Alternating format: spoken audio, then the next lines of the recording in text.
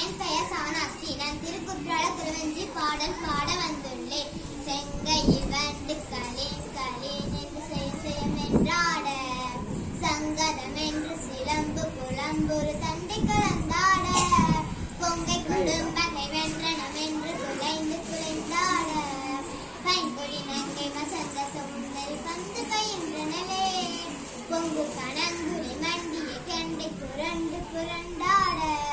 மங்குயில் வண்டு கலைந்தது கண்டு மதன் சிலை வண்டோட, இங்கிரு தண்டுல கென்படும் என்படும் இன்றிலி திண்டாட,